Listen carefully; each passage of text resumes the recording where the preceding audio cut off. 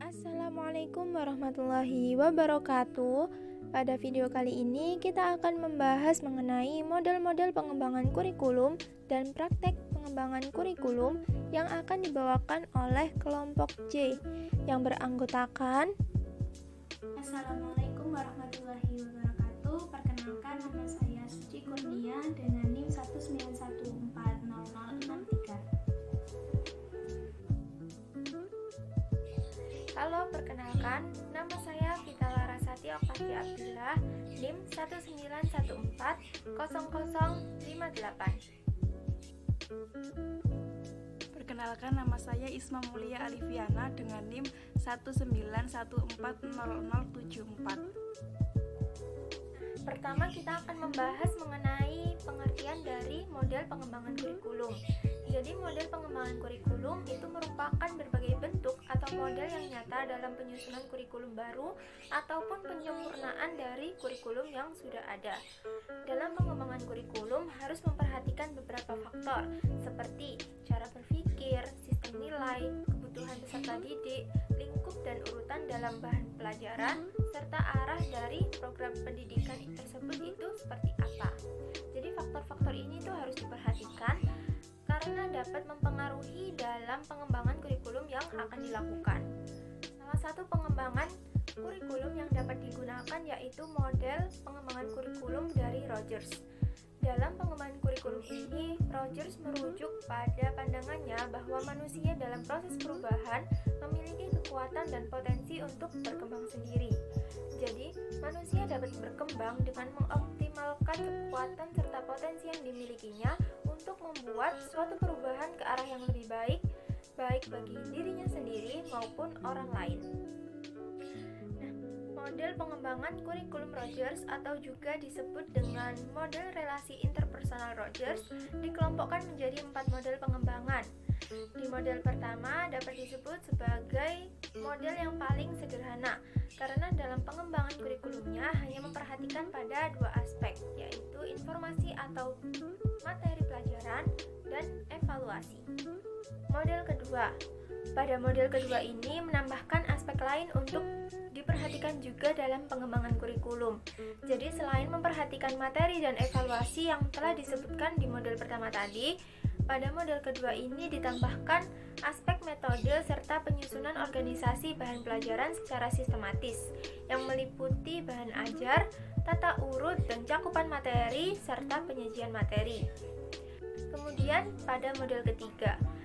Pada model ketiga di sini menambahkan aspek yang harus diperhatikan juga dalam pengembangan kurikulum berupa unsur teknologi sebagai media atau alat yang akan berperan penting untuk menunjang proses kegiatan pembelajaran yang dilakukan nantinya. Selanjutnya yaitu model keempat atau model terakhir dari pengembangan kurikulum Rogers. Dalam model ini dianggap sebagai model pengembangan kurikulum yang paling sempurna karena di sini memasukkan aspek atau komponen yang paling penting dalam pendidikan, yaitu tujuan. Jadi pada model keempat ini, tujuan atau arah dari pendidikan dan pengajaran harus diperhatikan dalam pengembangan kurikulum. Dari keempat model tersebut, dapat kita lihat bahwa Rogers mengelompokkan model pengembangan kurikulumnya dari yang sederhana dan disempurnakan dengan model-model pengembangan selanjutnya, yaitu tahapan pengembangan kurikulum Rogers. Yang pertama, langkah yang harus dilakukan yaitu pemilihan satu sistem pendidikan. Jadi dalam pengembangan kurikulum harus memilih mana strategi atau metode yang sekiranya cocok dan baik digunakan dalam pembelajaran yang membuat siswa ikut aktif berpartisipasi dalam kegiatan pembelajaran. Dengan begitu, tujuan dari pembelajaran tersebut dapat tercapai sesuai dengan yang diharapkan. Kemudian pada langkah selanjutnya yaitu pengalaman kelompok bagi guru. Jadi, seorang guru diharapkan memiliki kompetensi sosial yang baik dengan sekitarnya. Hal ini akan berguna dalam membangun interaksi antara guru dengan murid, baik dalam proses pembelajaran maupun kegiatan di luar pembelajaran. Dalam hal ini, guru dapat mengembangkan kompetensi sosialnya dengan membangun hubungan yang baik sesama guru, baik di lingkup internal maupun di lintas satuan pendidikan. Dengan begitu, guru juga akan dapat memperoleh informasi baru, saran, maupun juga bisa saling bertukar pengalaman terkait pembelajaran pendidikan. Kemudian pada langkah ketiga, pengembangan suatu pengalaman kelompok yang intensif. Jadi dalam hal ini dapat dilakukan baik dalam suatu kelas maupun pada tiap unit pelajaran dengan membentuk kelompok belajar siswa yang bertujuan agar siswa dapat membangun hubungan yang baik antar siswa yang lain. Kemudian pada langkah selanjutnya atau langkah terakhir yaitu melibatkan orang tua dalam pengalaman kelompok intensif. Kegiatan kelompok yang dimaksud ini berupa pertemuan orang tua yang bertujuan agar orang tua, guru, dan pimpinan sekolah dapat membangun kedekatan sehingga akan memudahkan pemecahan persoalan yang dihadapi dalam dunia pendidikan, terutama dalam lingkup sekolah tersebut. Model pengembangan selanjutnya yaitu oleh Ralph Tyler.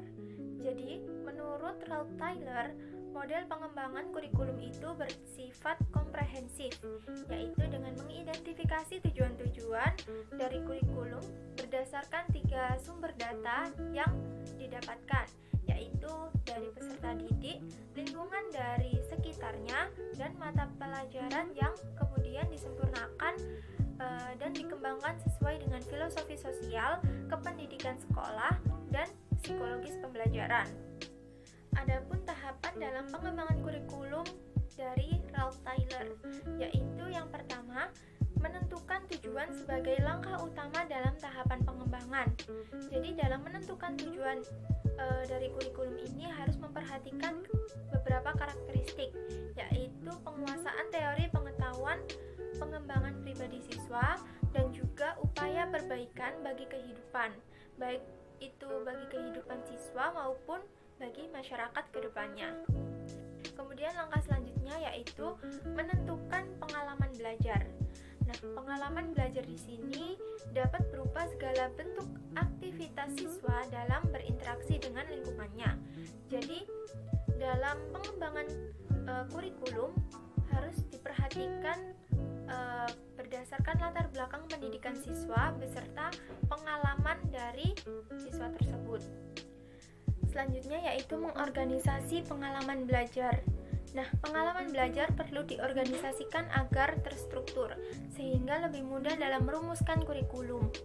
Nah, pengorganisasian ini dapat berupa sebuah mata pelajaran maupun program. Dan pada pengorganisasian pengalaman belajar terdapat 3 prinsip, yaitu berkesinambungan, urutan isi dalam materi pelajaran, dan integrasi. Kemudian yang terakhir yaitu evaluasi atau penilaian. Jadi evaluasi ini dilakukan untuk mengetahui keefektifan dari tujuan yang telah ditetapkan. Pengembangan kurikulum menurut Robert Eszais. Nah, menurut Robert Eszais ada 4 model. Yang pertama ada model administratif atau garis staf dari atas ke bawah. Nah, jadi kegiatan pengembangan kurikulum ini dimulai dari pejabat pendidikan yang berwenang. Kemudian membentuk panitia pengarah dari pengawas pendidikan, kepala sekolah, dan staf pengajar inti. Nah, langkah-langkahnya yang pertama atasan itu membentuk tim. Nah, timnya itu dari pejabat yang berwenang. Lalu tim merencanakan konsep dan dibentuk beberapa kelompok kerja untuk merumuskan tujuan khusus, BPP, dan kegiatan belajar. Nah, hasil kerjanya itu nanti direvisi oleh tim baru, selanjutnya diimplementasi. Yang kedua, model grassroots atau dari bawah. Nah, model ini lawan dari model administratif.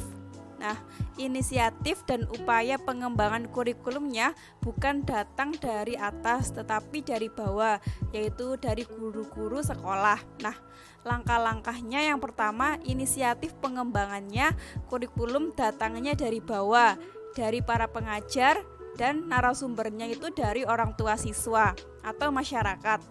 Nah, Terus pihak atasan itu tadi memberikan bimbingan dan dorongan, lalu diadakan lokakarya untuk mencari masukan yang diperlukan.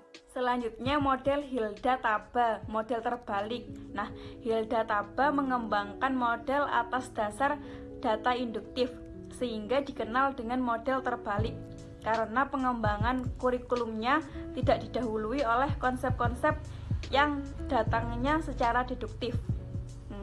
Dalam kurikulum Hilda Taba, sebelum melaksanakan langkah-langkah lebih lanjut, terlebih dahulu mencari data dari lapangan dengan cara mengadakan percobaan yang kemudian disusun teori atas dasar hasil nyata. Baru diadakan pelaksanaan. Nah, model Hilda Taba sebagai model pembelajaran secara induktif yang terdiri atas langkah-langkah yang terstruktur.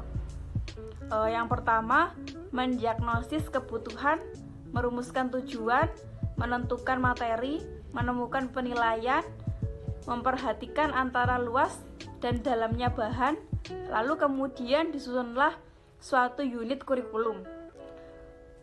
Selanjutnya mengadakan tryout, mengadakan revisi atas dasar tryout, kemudian menyusun kerangka kerja teori, lalu mengemukakan adanya kurikulum baru yang akan didesiminasikan. Yang terakhir ada model pemecahan masalah. Dari sisi proses, kurikulum model ini sudah melibatkan seluruh komponen pendidikan yang meliputi siswa, orang tua, guru, serta sistem sekolah. Nah, untuk penyusunan kurikulum ini dilakukan dengan mengikuti prosedur action recite. Yang pertama, langkah-langkahnya melakukan kajian tentang data-data yang dikumpulkan sebagai bahan penyusunan kurikulum. Data informasi yang dikumpulkan harus valid dan mendatangkan hasil yang sama pada setiap percobaannya yang berhasil sehingga dapat digunakan sebagai dasar yang kuat dalam pengambilan keputusan penyusunannya kurikulum. Karena jika data lemah, maka akan mengakibatkan kesalahan dalam pengambilan keputusan. Yang kedua, melakukan implementasi atas keputusan yang dihasilkan pada langkah pertama. Jadi setelah menghasilkan data informasi baru, maka selanjutnya diadakan evaluasi masalah-masalah yang muncul di lapangan sebagai upaya tindak lanjut untuk memperbaiki kurikulum. Kurikulum di Indonesia. Dalam sejarah pendidikan di Indonesia, kurikulum selalu berubah dari Orde Lama sampai saat ini. Perubahan kurikulum terjadi pada tahun 1947, tahun 1952, tahun 1964, tahun 1968, tahun 1975, tahun 1984, tahun 1994, tahun 2004, tahun 2006, dan yang sekarang berlangsung yaitu kurikulum 2013. Nah, perubahan tersebut terjadi karena perubahan sistem politik, sosial, budaya, dan iptek dalam masyarakat berbangsa dan perkembangan kurikulum di Indonesia. Kurikulum tahun 1947 merupakan kurikulum pertama yang diberi nama Rencana Pelajaran 1947. Akan tetapi kurikulum ini digunakan pada tahun 1950, di mana kurikulum ini masih dipengaruhi oleh sistem pendidikan kolonial Belanda yang menekankan pada pembentukan karakter manusia. Kurikulum tahun 1952 merupakan kurikulum kedua yang diberi nama Rencana Pelajaran Terurai 1952. Nah, rencana pelajarannya lebih terinci dan sudah mengarah pada sistem pendidikan nasional. Silabus mata pelajarannya juga sudah jelas. Ciri kurikulum ini, setiap rencana pembelajaran selalu memperhatikan isi pelajarannya yang dihubungkan dengan kehidupan sehari-hari. Kurikulum tahun 1964 merupakan kurikulum ketiga, di mana pada kurikulum ini pemerintah menginginkan agar rakyatnya mendapatkan pengetahuan akademik untuk pembekalan pada jenjang SD.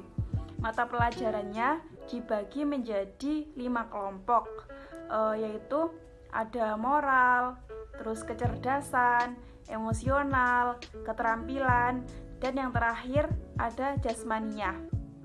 Kurikulum tahun 1968 merupakan kurikulum keempat yang dimana pada kurikulum ini terjadi perubahan pada struktur dari Pancawardhana menjadi pembinaan jiwa Pancasila, pengetahuan dan kecakapan yang menekankan pengembangan pembentukan manusia Pancasila sejati, sehat jasmani, mempertinggi kecerdasan, moral, dan keyakinan.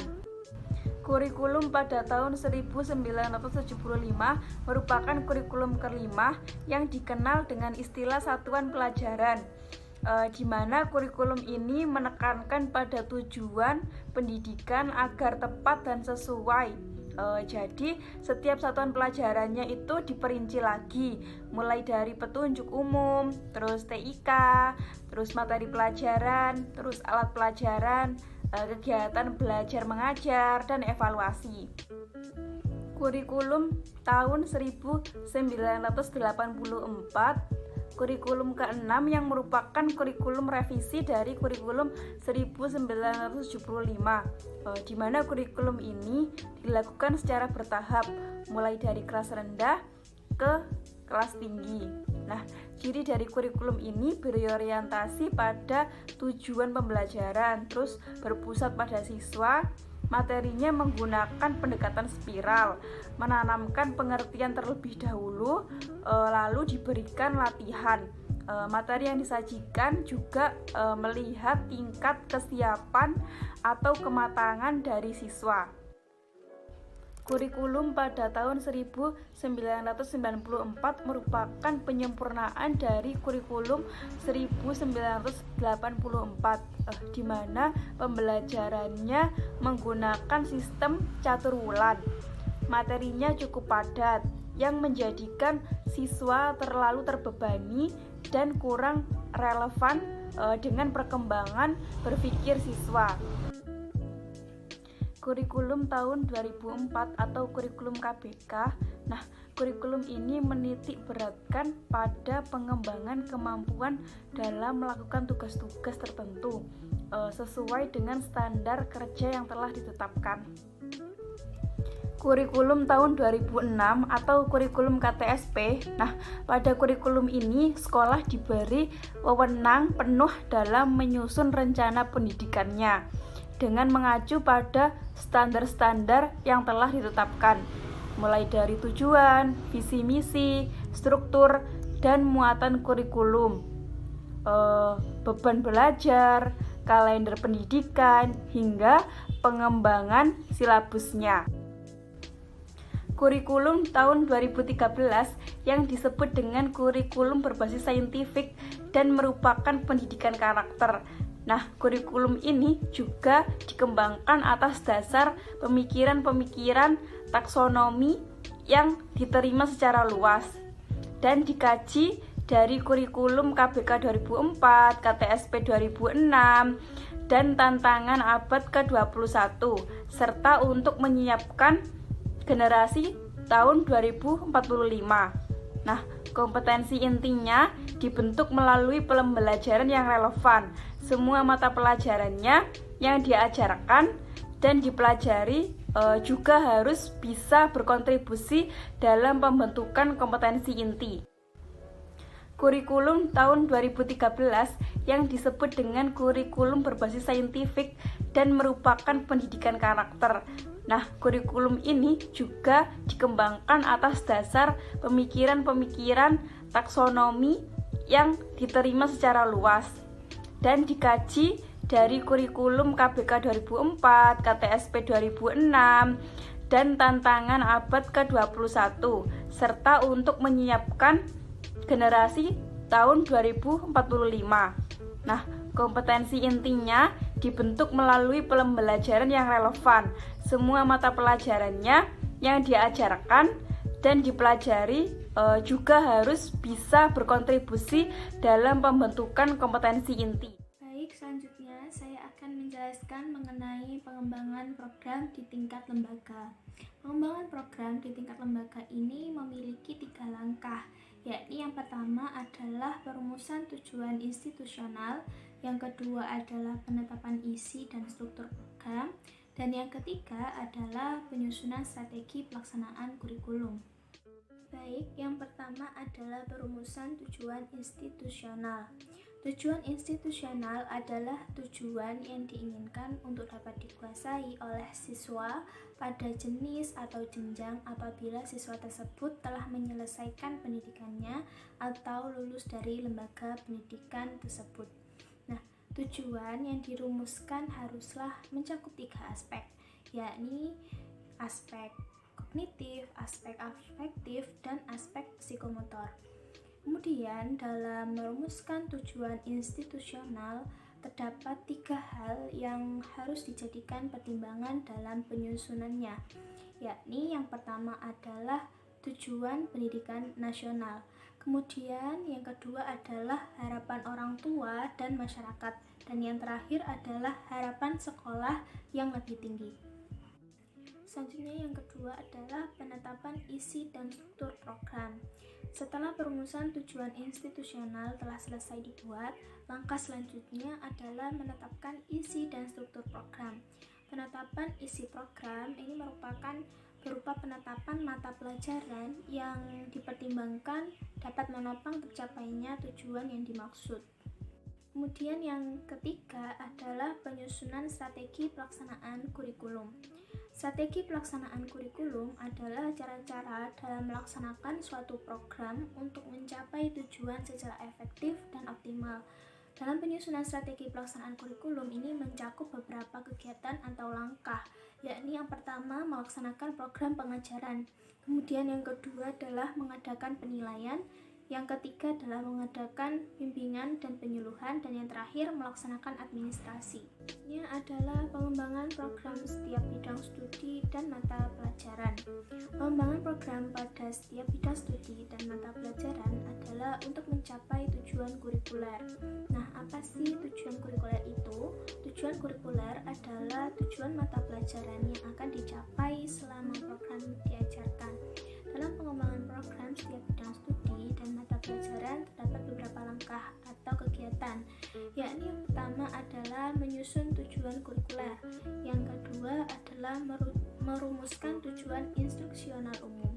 Tujuan instruksional umum ini adalah hasil belajar yang diharapkan yang dinyatakan juga secara umum dan berpedoman pada perubahan tingkah laku siswa dalam kelas. Kemudian yang ketiga adalah menetapkan pokok bahasan dan dilanjutkan menyusun silabus. Selanjutnya adalah pengembangan program pengajaran di kelas. Pengembangan program pengajaran di kelas yakni berupa penyusunan rencana pelaksanaan pembelajaran atau RPP, dan guru memiliki kewenangan dalam mengembangkan program pengajaran di kelas dengan menyusun RPP. Nah, berdasarkan penjelasan yang telah disampaikan sebelumnya, dapat disimpulkan bahwa model pengembangan kurikulum adalah berbagai bentuk atau model yang nyata dalam penyusunan kurikulum baru maupun penyempurnaan kurikulum yang telah ada. Jadi beberapa model pengembangan kurikulum yang dapat diterapkan seperti yang telah disampaikan sebelumnya, yaitu seperti model pengembangan kurikulum yang diungkapkan oleh Rogers, Ralph Tyler, dan Robert Ezais. Nah, model pengembangan kurikulum yang telah dilakukan di Indonesia yaitu model yang berorientasi pada tujuan serta berbasis pada kompetensi. Jadi adanya perubahan-perubahan kurikulum di Indonesia dikarenakan adanya perubahan logis dari terjadinya perubahan dalam berbagai aspek, yaitu pada aspek sistem politik, sosial budaya, ekonomi, dan juga iptek dalam lingkup kehidupan masyarakat. Jadi segala bentuk pengembangan kurikulum yang dilakukan di Indonesia merupakan bentuk upaya untuk meningkatkan kualitas pendidikan di Indonesia. Ya, cukup sekian pembawaan materi dari kelompok kami. Kurang lebihnya kami mohon maaf. Terima kasih. Wassalamualaikum warahmatullahi wabarakatuh.